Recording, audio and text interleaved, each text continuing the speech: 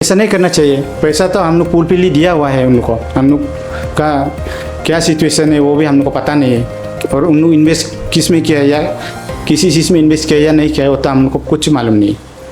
लेकिन पैसा उन लोग हम लोग को रिफंड नहीं कर रहे, वही हम लोग समझ में नहीं आते किस लिए नहीं कर रहा होगा।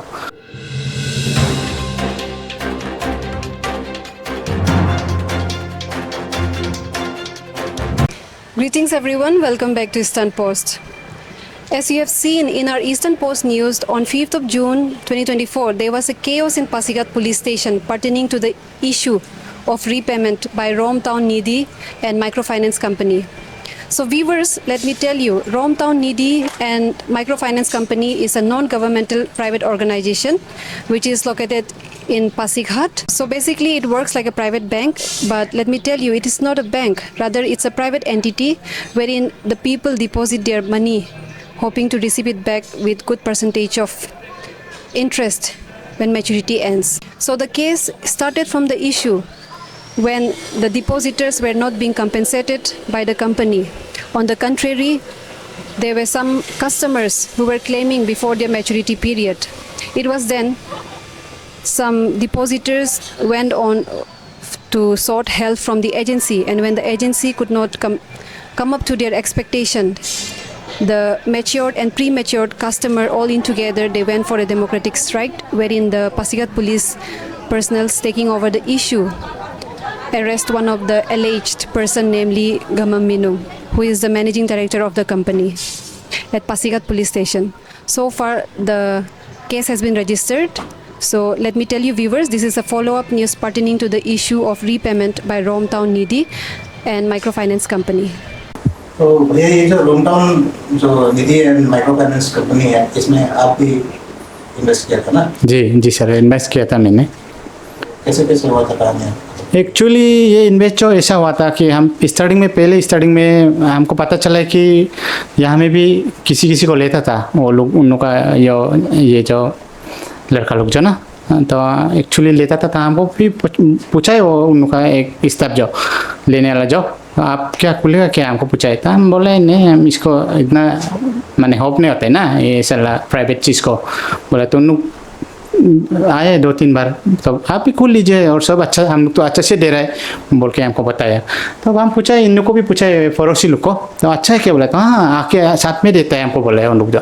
हम भी सोचा है हो जाएगा ऐसे, तो उन लोग का खुद आके देता है तो ये तो बहुत अच्छा बात है बोल के हम सोच के हम भी खोल लिया। खोलने के बाद खुल रहा था तो ठीक ही है, तो दे रहा था, हम उसको पैसा को भी दे रहा था, कलेक्शन को डेली कलेक्शन था मेरा जो 500 का, तो उसको हम दे रहा था। तो एक दिन फिर उन लोग बोला कि आफ्टर 8-9 मंथ्स होने के बाद सुनने में आया है कि इन लोग का पैसा मत डालो, ऐसा बोला है दोस्त लोग जो ना।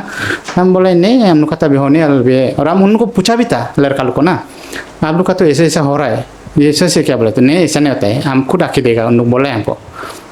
तो होगा बोल के हम लोग का तो मैच्योरिटी भी हो गया जनवरी को, ये जनवरी 24 को, हम 22 फरवरी से डाला था। तो ऐसा होने के बाद डालने के बाद हम मैच्योरिटी हो गया। मैच्योरिटी होने के बाद तो उन लोग पासबुक को हमको दे दिया, तो हम लेके आ गया उनको ऑफिस में। तब पूछा कि मेरा तो सर मैच्योरिटी हो गया, मेरा डेटेंसी ठीक है बोल, पूछा है उन लोग का स्टाफ लोग को। तो बोला आप लोग थोड़ा सा रुकिए ना, हम लोग का थोड़ा गंडगोल हो रहा है ये कि बैंक में, इसीलिए तो आप 45 डेज कुछ ऐसा रुक लीजिए, हमको बोला है उन लोग का स्टाफ लोग। तो हो जाएगा 45 डेज, तो कुछ नहीं ना, इतना वेट करने में कुछ नहीं है, इसलिए हम हो जाएगा बोल के उनको रख दिया। तो 45 डेज का बाद खत्म होने के बाद हम फिर गए, तो उन लोग बोला कि अभी और थोड़ा सा रुक लीजिए ना। तो हम बोले नहीं, इतना तो नहीं रुक सके ना, 45 डेज तो आपको रुको बोला, तो हम रुक लिया। उसका बाद से हम नहीं रुक सकेगा उन लोग को बोला। तो उन लोग ऐसा करने के बाद आफ्टर डेट देते रहते हैं, माने वही है कि माने आज कल परसों ऐसा डेट आते रहते हैं उन लोग का, और वही है बात।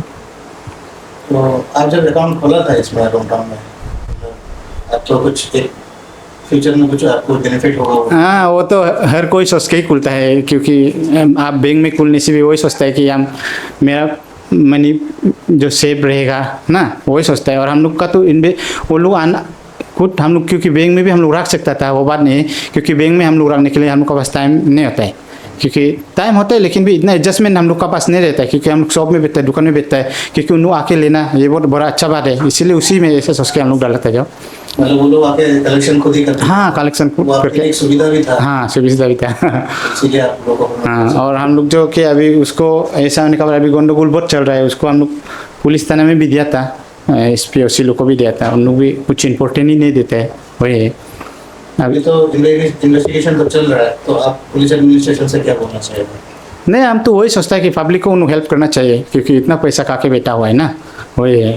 पर अगर पुलिस लोग हेल्प नहीं करने से हम लोग तो पहले से डायरेक्ट, और हम लोग तो जाके उन लोग से माने हम लोग ना तोड़ फोड़ कर सकते हैं वो लोग का सामान ना, और वो भी हम लोग के लिए इलीगल हो जाता है। एक बार भी हम ऐसे करके गया भी था और पुलिस भी आया हुआ था, तो उसने भी वही बोला था कि ये सब नहीं करना चाहिए, क्योंकि पुलिस है तो उन लोग देख लेगा वो सब उन लोग का बात।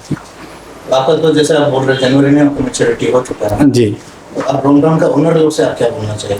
नहीं वही कि वो लोग ऐसा नहीं करना चाहिए, पैसा तो हम लोग पूल पे लिए दिया हुआ है उनको, हम लोग का क्या सिचुएशन है वो भी हम लोग को पता नहीं है, और उन लोग इन्वेस्ट किस में किया है या किसी चीज़ में इन्वेस्ट किया या नहीं किया है वो तो हम लोग को कुछ मालूम नहीं है।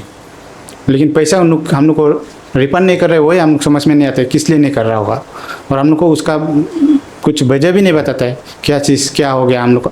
मैंने कोई किसी का तो हम लोग कुछ आदमी से लेता है तो हम लोग देने में प्रॉब्लम होने से हम लोग उन लोग को डिटेल बताता है, वो तो हम लोग को कुछ डिटेल नहीं बताता है। तो आप बोल रहे हैं लेट हो रहा है बोलने से भी एटलीस्ट कंपनी का ओनर लोग से एक बार कुछ एक्सप्लेनेशन होने से ठीक है ना? जी वो तो हर कोई चाहता है कि हम उन लोग से भी बहुत बार भी इस लोग से बोला है कि उन लोग का जो हेड है ना उससे हम लोग को बात कराई है, उसका साथ भी उन लोग बोलता है कि मैं हम लोग के पास कॉन्टेक्ट नहीं होता है और हम लोग कॉन्टेक्ट नहीं दे सकते, उन वही बोलता है। तो आपका टोटल अमाउंट कितना हो गया था? मेरा टोटल अमाउंट तो शायद 190 कुछ ऐसा है शायद। आपका दुकान का मतलब अगर वो मैच्योरिटी अमाउंट मिल जाने से आपका भी थोड़ा एक्सप्लेन कर सकते हैं? जी वो तो बात सही है। So our team, we tried speaking to the additional superintendent of Pasigat. We asked him few questions, to which he informed us and responded that 2 FIRs have been received of the company owner and office bearer for alleged cheating and fraud on account of not receiving of deposited money. Acting on this, they have registered 2 FIRs. File number 23, 2024 under section 409420 IPC on 3rd of February 2024, and the other file number 46 2024 under section 409420 IPC on 8th of March 2024. Subsequently, few other complaints were also being received which have been clubbed with the registered FIR at Pasigat police station. According to the police report, Ms. Gammam Minung, she was arrested on 6th of June 2024. But in very short period of time, she was released on bail by Chief Judicial Magistrate Pasigat Court.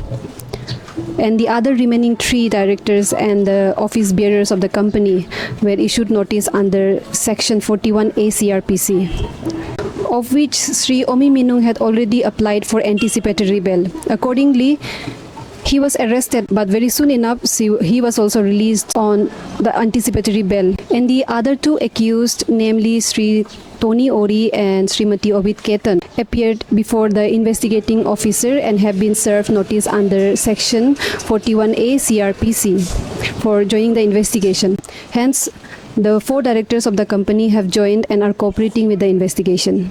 According to the police report, the company had also provided the list of customers who have not received their amount matured and prematured.